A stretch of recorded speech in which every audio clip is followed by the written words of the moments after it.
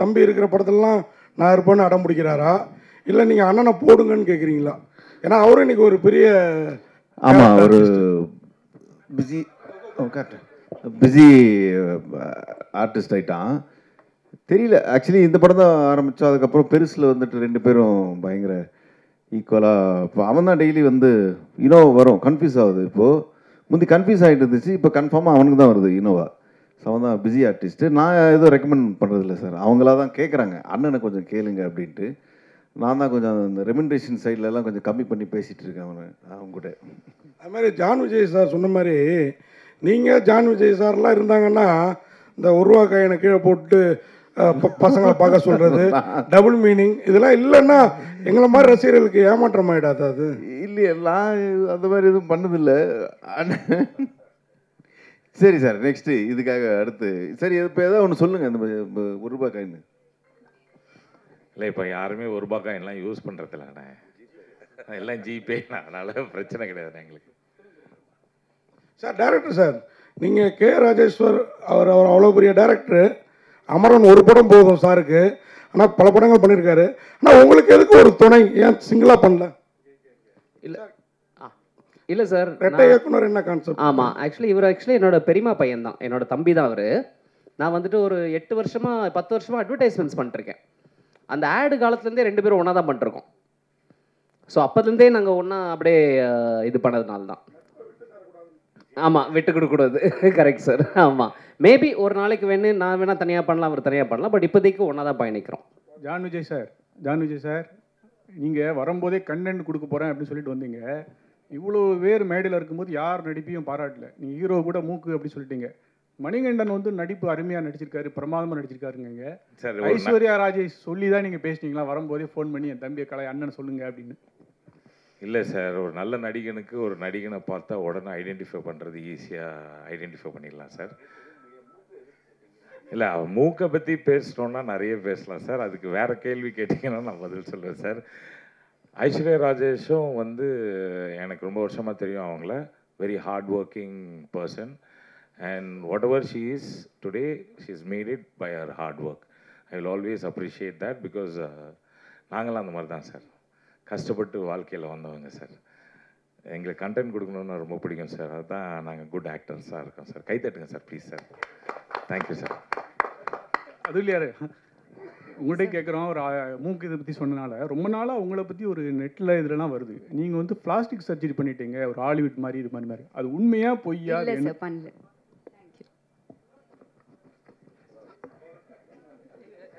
பண்ணல.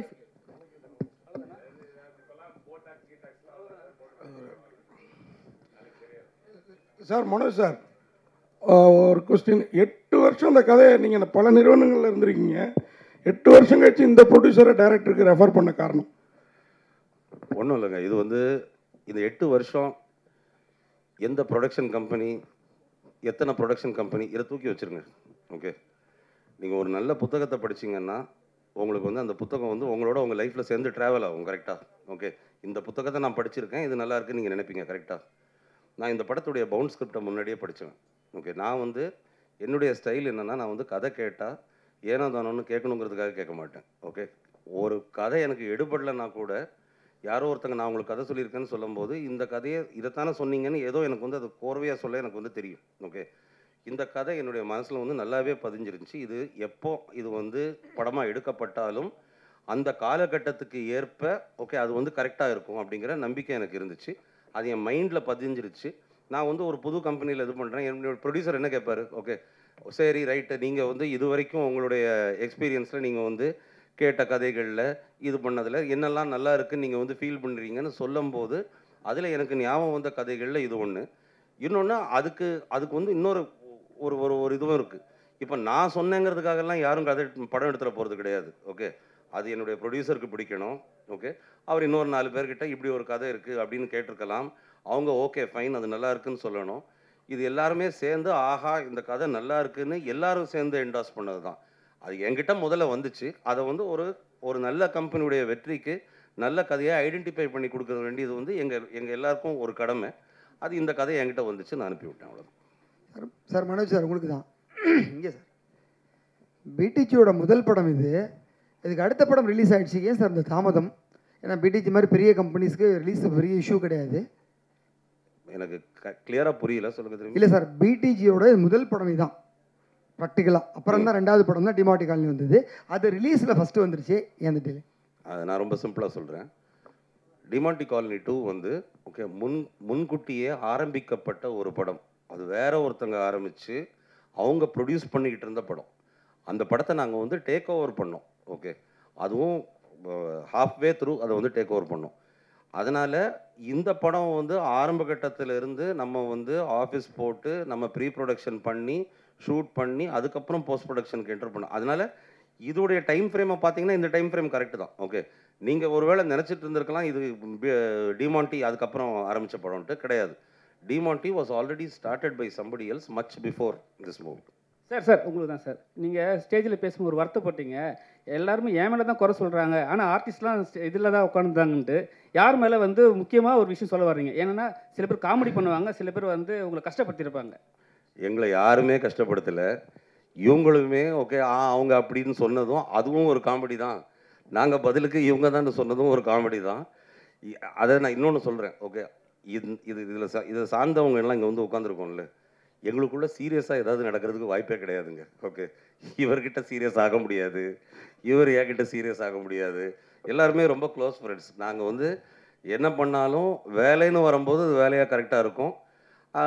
ஃபன்னி இப்போ இவங்கெல்லாம் வந்து இப்போ வந்து ப்ரொடியூசரை மீட் பண்ணும்போதும் அது செட்டில் இருக்கும்போது ஒன்று, மற்ற நேரத்தில் பார்க்கும்போது இவங்க ப்ரொடியூசர் ஓகே எல்லாரும் பயங்கரமாக ஜெல் ஆவாங்க, எல்லாரும் சேர்ந்து பயங்கரமாக ஜோக் அடித்து பேசிகிட்டு இருப்பாங்க. இந்த பட்டாளத்துடைய அட்வான்டேஜே அதுதான். ஓகே, ஒரு ஈகோ இல்லாத யாரையும் குறை சொல்லாத ஒரு கூட்டம். அது கடைசி வரைக்கும் அப்படியே இருக்கும். ஜான் சார், இதுக்கு நான் ஒன்று சொல்லிடுறேன் பிரதர். என்னன்னா இந்த ஹெட் மாஸ்டருக்கு கரெக்டாக தெரியும் நல்ல ஸ்டூடெண்ட் யாருன்னு. அவங்கள மட்டும் கூட வச்சு படம் எடுத்திருக்காரு. அதனால் அவர் என்ன சொன்னாலும் நாங்கள் செஞ்சு தான் ஆகணும். வெளியில் போய் ஹெட் மாஸ்டரை பற்றி கோவமாக பேசுகிறது, இந்த பாத்ரூமில் எழுதி வைக்கிறதுலாம் நாங்கள் எழுதி வைப்போம். இருந்தாலும் அவர் சொல்கிறத கேட்டு நாங்கள் கரெக்டாக பண்ண தான் நாங்கள் வாழ்க்கையில் முன்னேற முடியும். நல்ல ப்ரொடியூசர், எங்களுக்கு ரொம்ப சந்தோஷம் அவரோட நாங்கள் ஒர்க் பண்ணுறதுல. சார் அந்த மூக்கு மேட்ரு சொன்னீங்க. தமிழ் இண்டஸ்ட்ரியில் பார்த்தீங்கன்னா ரஜினி சாருக்கும் அது மாதிரி தான் இருக்கும். நம்ம நீங்கள் சொன்னீங்க தெரியுங்களா, ஒரு ஆக்டர் அவங்களுக்கும் இவருக்கும். ஏன் வந்து நாசர் சார் சொன்னீங்க, கம்பேக் அகைன். ரஜினி சாருக்கும் அப்படி தான் இருக்கும், உங்களுக்கும் அப்படி தான் இருக்குது மூக்கு மேட்ரு. எனக்கு இல்லைங்க, மூக்கு அவருக்குங்க. அவருக்கும் நான் சொல்கிறேன், உங்களுக்கும் அப்படி தான் இருக்குது. இல்லை என் மூக்கு அவர் மூக்கு கம்பேர் பண்ணும்போது என் மூக்குலாம் யூஸே பண்ண முடியாது. நிறையவே ட்ரை பண்ணி பார்த்துருக்கேன். அவர்கிட்ட கேட்டு பாருங்க. நடிப்புக்கு டேரக்டர் சார், சார் நீங்கள் ஏதாவது டேரக்டர்கிட்ட ஒர்க் பண்ணியிருக்கீங்களா? நீங்கள் பேசும்போது நைட்டாக கண்ணு மூடி பார்த்தா நான் மிஸ்கின் சார் வாய்ஸ் வருது, சொல்லியிருக்காங்களா? இல்லை, யாரும் சொன்னதில்லை. அது ஆக்சுவலி இது வரைக்கும் சொன்னதே கிடையாது. நான் பேசுகிறது பார்த்தா மிஸ்கின் சார் மாதிரி இருக்குது அப்படின்னாங்க. இல்லை சார், அது யாரும் சொன்னது கிடையாது. பட் நான் யார்கிட்டையும் டைரக்டராக ஒர்க் பண்ணது கிடையாது. நான் ஒரு அசிஸ்டன்ட் கேமராமேனாக இருந்திருக்கேன் மேக்ஸிமம். அதுக்கப்புறமா அஃப்கோர்ஸ் அப்பா இருக்கார். ஸோ அப்பா கிட்டே இருந்துட்டு எல்லாம் கற்றுக்கிட்டது தான். சார் ஒரு கதைக்கு ஏன் சார் 8 வருஷமான காத்திருப்பு? அந்த காத்திருப்போட வழி என்ன? இல்லை, 8 வருஷமாக நான் இந்த கதை எழுதி நான் சொல்லி அது வெயிட் பண்ணிட்டு இருக்கும்போது நான் அடுத்த சான்ஸ்லாம் நான் பண்ணிட்டுருக்கேன். அடுத்த கதைகள், அடுத்த விஷயங்கள். இப்போ இன்ஃபேக்ட் இந்த கதை வெயிட்டிங்கில் இருக்கும்போது தான் நான் வைபவ் சாரை மீட் பண்ணுறேன். இன்னொரு வெப் சீரிஸ் ஒன்று பண்ணலாம் அப்படின்னு சொல்லிட்டு. ஸோ இதை மாத்திரம் வச்சுக்கிட்டு நான் உட்காந்துல அடுத்தடுத்து கதைகள்லாம் எழுதி தான் இருக்கோம். பட் இது என்னமோ 8 வருஷம் ஆயிடுச்சு, அவ்வளோதான், வேறு எதுவுமே கிடையாது. சார் டேரக்டர் சார் இங்கே பேங்க் ராபரிங்கிறது தமிழ் சினிமாவுக்கு புதுசு கிடையாது, வங்கி கொள்ளைங்கிறது கிடையாது. ஆமாம், அந்த படங்கள்லாம் இல்லாமல் இதில் என்ன டிஃப்ரெண்ட் பண்ணியிருக்கீங்க? என்னன்னா நம்மளோட படம் வந்துட்டு பேங்க் ராபரி வந்துட்டு இப்போ போகிறோம், ஒரு பேங்க் ராபரி, அந்த இடத்துல வந்துட்டு ஒரு ஸ்டாண்ட் அவுட் இருக்குது, போலீஸ் வராங்க, அந்த மாதிரி இல்லாமல் பேங்க் ராபரி பண்ணுறதுக்கு உண்டான ப்ராசஸ் தான் நம்ம படமே. ஸோ எடுத்தோடனே ஒரு பேங்க் ராபரி வந்தாச்சுப்பா பேங்க்கில் மாட்டிக்கிட்டாங்கன்ற மாதிரிலாம் கிடையாது. அந்த ப்ராசஸ் தான் படமே. அண்ட் அதை வந்துட்டு நீங்கள் படம் பார்த்தீங்கன்னா உங்களுக்கு தெரியும், அந்த மெயினாக இருக்கக்கூடிய 4 கேரக்டர்ஸ்க்கு உண்டான அவங்களுடைய ஃப்ளாஸ் இருக்கும். அதெல்லாம் நீங்கள் ட்ரெய்லர்லாம் நீங்கள் பார்க்கும்போது உங்களுக்கு ஒரு ஐடியா கிடைக்கும். அதில் நீங்கள் பார்த்தீங்கன்னா அந்த 4 கேரக்டர்ஸை வச்சுக்கிட்டு எப்படி பண்ணுறாங்க அப்படின்றது தான் கதை.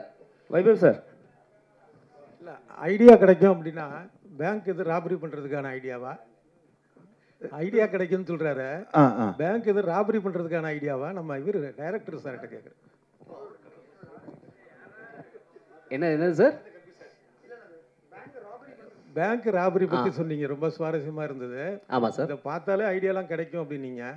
ஒருவேளை வந்து ராபரி பண்ணுறதுக்கான ஐடியாக்கள்லாம் கிடைக்கிற அளவுக்கு இருக்குமா? இருக்காது சார், அந்த மாதிரிலாம் எதுவுமே இருக்காது, கண்டிப்பாக இருக்காது. இருக்குங்க கட்டாயமாக. படமே அதுதான். அது எப்படி ஐடியா இல்லாமல் பேங்க்கை ராப் பண்ண முடியும் சொல்லுங்கள். ஆனால் ராப் பண்ணுறோமா இல்லையான்றது தான் படம். அதை நீங்கள் பார்த்தா தான் உங்களுக்கு தெரியும். வைபவ் சார், நீங்கள் இந்த படத்தில் இருக்கிறதெல்லாம் ஃபாலோ பண்ணுங்கள். வைபவ் வந்து ஒரு கமெண்ட் விடுவார், அந்த ட்ரெய்லர்லேயே நீங்கள் வந்து பார்த்துருப்பீங்க, உங்களை வச்சுக்கிட்டு ஒரு பவர் பேங்கை கூட திருட முடியாதுன்ட்டு. ஸோ இந்த படத்தில் இருக்கிற ஐடியாஸ் எல்லாம் ஃபாலோ பண்ணிங்கன்னா அதுதான் ரிசல்ட். பவர் பேங்கை கூட திருட முடியாது. அதனால் பேங்க்கெல்லாம் ரொம்ப பாதுகாப்பாகவே இருக்கும், கவலைப்படாது. சார் வைபவ் சார், எப்பவுமே உங்களோட இது வந்து ஏபிசி சென்டர், உங்களுக்கு எது பிடிச்ச சென்டர்? ஏன்னா நீங்கள் வந்து படம் சொல்லும் போது சில விஷயம் சொல்லியிருக்கீங்க, எனக்கு வந்து பி சென்டர் தானே நான் அடிச்சு காலி பண்ணிட்டு போவேன்ட்டு. இது ஆமாம், அந்த ஒரு படத்துலேயே சொல்லியிருக்கீங்க.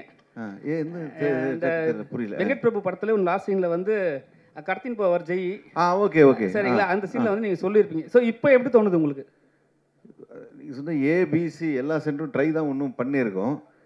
அட்லீஸ்ட்டு நல்ல ஏலெல்லாம் வந்து நல்ல மரியாதை இருக்குது. பியில் நெக்ஸ்ட்டு இந்த படத்து வழியாக வந்துடும். அது நம்பிக்கை இருக்கா உங்கள் மேலே? இருக்குங்க, நம்பிக்கை தான் வாழ்க்கை. எங்கள் நம்பிக்கை தான் வாழ்க்கை, என்ன சொல்கிறதுன்னு தெரியல. வைபவ் சார், நீங்கள் நல்லா சுரங்கம் தோணுனீங்க. ஆனால் அண்ணன் தண்ணி அடிச்சுட்டே ஜாலி பண்ணிட்டு இருந்தார். என்ன அவருக்கு சேர்த்து நீங்கள் தோணுனீங்களா சுரங்கத்தை? ஆமாம், அவனுக்கு சேர்ந்து பண்ண இந்த படத்தில் பார்த்தீங்கன்னா சென்னை சிட்டி கேங்ஸ்டர்ஸில் வந்து அவன் அப்படி தான் இருப்பான் லைட்டாக எப்பயுமே. அவன் பேர் எது இருக்கு, என்னது, குடிக்குமார் அப்படின்ட்டு நல்லா பண்ணியிருப்பான், நல்ல ஆக்டர் ஆகிட்டான். அதாவது பெருமையான விஷயம். ஜென்ரலாக அண்ணன் சினிமாவுக்கு வந்து அதுக்கப்புறம் தான் வந்து தம்பி வர்றது அந்த மாதிரி இருக்குல்ல. இப்போ தம்பி வந்து அண்ணன் வரான் சினிமாவுக்கு, அவன் டெய்லி ஷூட்டிங் போகிறான்னு நினைக்கும் போது எனக்கு ரொம்ப பெருமையாக இருக்குது. சார், நீங்கள் நடித்து நிறைய படங்கள் வந்து உங்களை நீங்கள் கதை கேட்டிருப்பீங்க, ஆனால் கை நடுங்கி போயிருக்கணும். சில படங்கள் நடிச்சிருந்தா நல்லா இருக்குன்னு சொல்லிட்டு எந்த படம் சார் நினைக்கிறீங்க? நீங்கள் சூஸ் பண்ண படத்தில் ஏதாவது படம் வந்து கை நழுவி போயிருக்கும், நீங்கள் நடிச்சிருந்தா இந்த படம் நடிச்சிருந்தா இன்னும் பெரிய லெவலில் இருந்திருக்கும் அந்த படம், எந்த படம் நினைக்கிறீங்க? அந்த லிஸ்ட்டு நம்ம தனியாக ஒரு 1 hour இன்டர்வியூ வச்சுக்கலாம். வைபவ் சார், இந்த படத்துக்கு சென்னை சிட்டி கேங்ஸ்டர்னு படம், இதுவும் பேங்கு கொள்ளையடிக்க படம். இதே மாதிரி கேங்கர்ஸ்னு ஒரு படம் வந்தது, வடிவேலில் நடித்த படம், அதுவும் இந்த மாதிரி கொள்ளையடிக்க படம். சுந்தர்சி சார் படம். சுந்தர்சி படம். அந்த படம் பார்க்கும்போது என்ன நினச்சிங்க? இல்லை, அது டோட்டலாக வேறு ஜானர். அது வந்து வில்லேஜ் அந்த சைடில் இருக்கும். அவர் ஸ்டைலில் வடிவேல் சார் அவர் கலக்கியிருப்பாங்க.